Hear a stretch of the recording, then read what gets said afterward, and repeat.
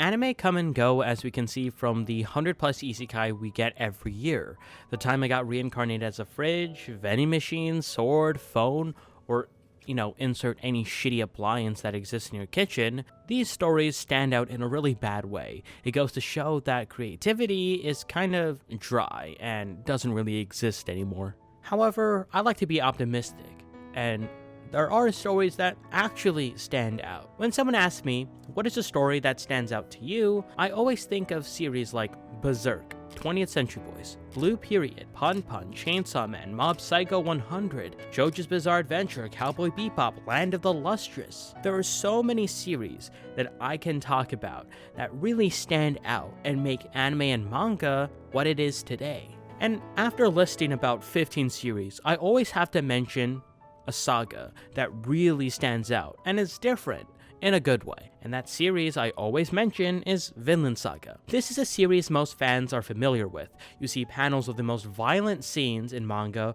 or you see awesome anime edits of Vikings beating the shit out of each other. Vinland Saga has this impact on how one perceives war and conflict. In my experience when watching, I felt horrified by the actions of Thorfinn and the rest of the characters. It was horrifying to see innocents get killed and some enjoying themselves. However, there was always a reason behind the violence and war. Each episode of the first season tries to explore every axe-wielding Dane we see. Some do it for the money, some do it for the glory, some don't really have a reason, and some just like the taste of fighting.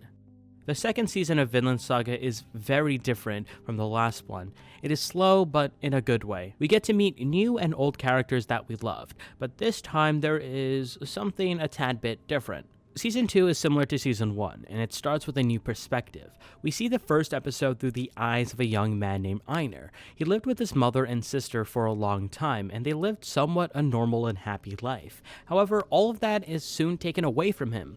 Vikings from the shore found the small village this family resided in, and slaughtered everyone. Einar is kept alive since he is strong and can be used for slave work. He is put on a ship with others, enduring the harsh seas of Europe. When he lands near the shore, he makes an attempt to run. He is captured, he is punished, and beaten up. He is thrown on the ground before other slaves, and the trader tells him that if he were to run away again, they will have to deal with poverty and other problems. However, if they're bought by a good person, they will have a decent life. Hearing those words, Einar begins to realize he is stuck. He can never have a free, normal life anymore, and this is his only option. The next day, Leif Erikson comes to the trader's camp, where he starts to inquire about Thorfinn, only to be disappointed. After Leif's departure, Einar is purchased by a serious-looking man who wants help with his farm. With no other option, he accepts his fate. If you're confused by most of this episode, don't worry. The purpose of having this character is to show how brutal and unforgiving the world is to an ordinary person. Not everyone is a fighter. It was simply giving you a new perspective you would not really consider. In Season 1, you witness the story through the lens of Askeladd, Thorkel, Thorfinn, all of whom are somewhat skilled fighters. But in this new season, we see this world unfold through the lens of some young man who is strong, but also who thought they were going to have somewhat of a normal life and just an ordinary day with their family. When Einar arrived at his buyer's farm, he was baffled by its vastness for a few minutes. He lost his ability to discern things and just admired its beauty because damn, doesn't this scene look beautiful? As Einar continued to walk, his buyer began to call out Thorfinn's name. It took Einar some time to remember that he had heard that name somewhere. When Thorfinn walked out, he looked completely different from the last time fans saw him. Thorfinn had his hair open and loose, but his face seemed so lifeless. The eyes are dull, void of ambition or any kind of emotion. Thorfinn in the first season was a boy filled with rage, but those eyes of rage faded out towards the end of the first season. But why exactly? Well, in Season 1, Thorfinn was on a journey of revenge, blinded by his rage. You see, the key word is blinded by the rage. When he was a young 15-year-old boy, all he could think about was killing the man who killed his father. That was his only purpose. Now, let me ask you a question. What if your desire to get what you wanted never came to fruition? What if the one thing you were in search for this entire time amounted to nothing. Well, after Askeladd's unexpected death, Thorfinn believes he has truly nothing left. All that ambition, all that rage, gone. Thorfinn may have survived these bloody battles during his time in Askeladd's band of raiders, but now that Askeladd is dead, Thorfinn's quest for revenge is absolutely meaningless. Thorfinn fears that he has absolutely nothing left. He is not wrong. He has no one anymore. The feeling of revenge and holding grudges is something that most fans can relate to.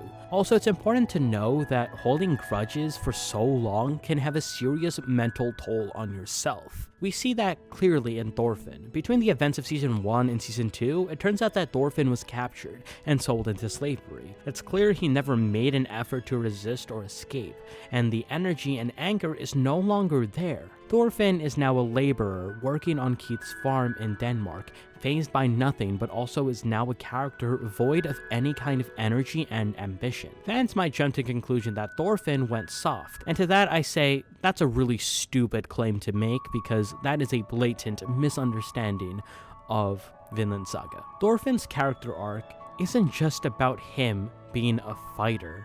He was a child and he had to fight in war to survive.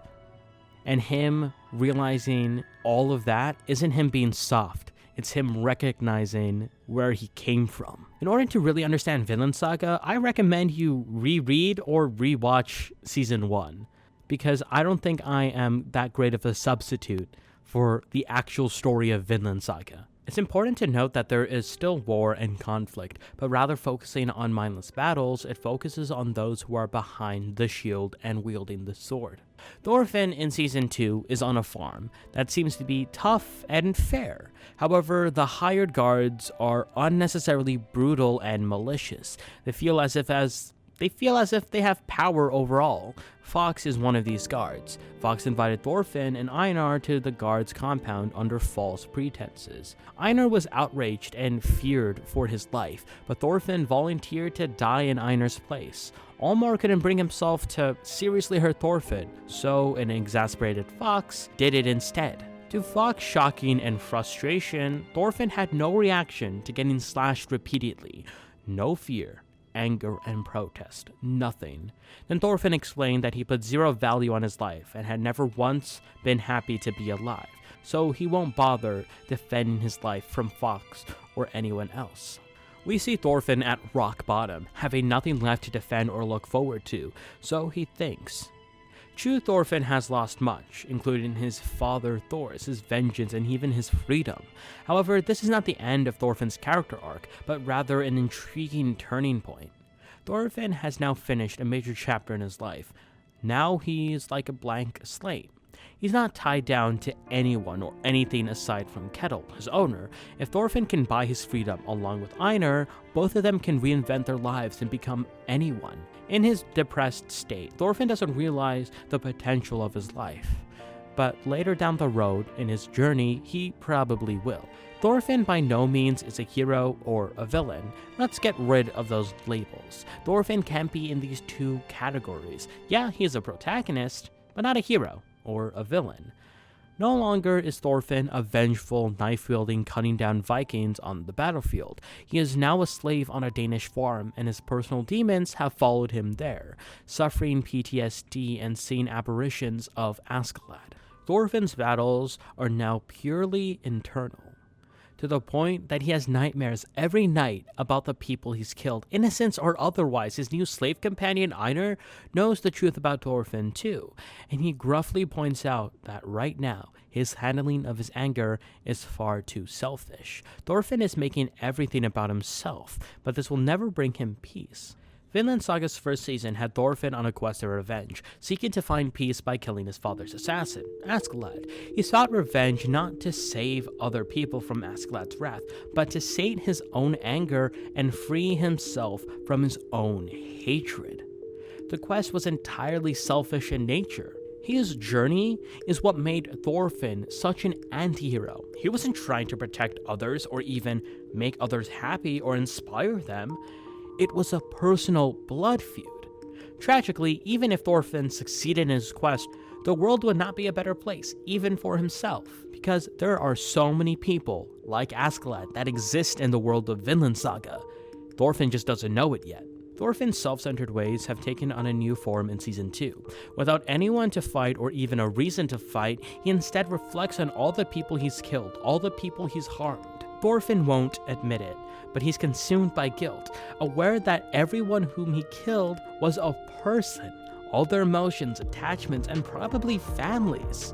He's a villain in another person's story. If you were in Thorfinn's shoes, wouldn't you feel the same? Thorfinn slaughtered so many people for his own reasons, and it's haunting him. It's good that he feels a strong sense of guilt having these "what have I done" nightmares every night, but that alone isn't the path to redemption. Thorfinn knows what he has done was horrific, but does he truly understand why? He is on the path, but nowhere near the answer. Thorfinn is fixated on escaping these nightmares for his own peace of mind, not for the sake of others. In other words, he is being selfish again. Thorfinn will never get anywhere if he just feels sorry for himself while having these guilt-ridden nightmares every single night, facing and vanquishing his own inner demons. It's just the start. He may then take action to improve the lives of other people, inspire them, and actively fight back against the warfare and misery that define Vinland Saga's Viking age. If Einar can convince Thorfinn over his selfish nature, then Thorfinn may realize his character arc is about others and what he can do for them. I love how grounded the story is, and it isn't just focused on battles, but focuses on survivors and those unaware of their actions. Thorfinn is unfamiliar with farming, and now learns the new skill of farming. It makes me happy that instead of killing, he's making something that doesn't cause people to die without a reason. If you like solely battles and fight scenes, Season 2 isn't for you. I'm sorry. And neither is Season 1, because there's a lot more nuance in just this one 25-episode series. Even then, Vinland Saga isn't just some hack-and-slash anime. It's about war and the aftermath. It's about empathy and overcoming trauma. If you didn't catch that in the first season, then I really don't know what to say to you. Vinland Saga's critique on war in general, as well as violent behavior that is created as a result of war. He eventually found his importance among others, but it took a long time. His childhood was coded with violence, and now he's an adult. I love Thorfinn now because he isn't some violent teenager. He is someone who has flaws and is overcoming his own obstacles.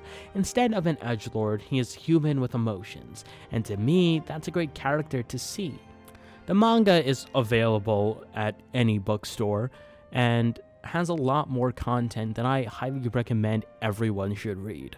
As manga readers know, Thorfinn's quest will introduce him to a wide range of characters, all of whom are so different from one another.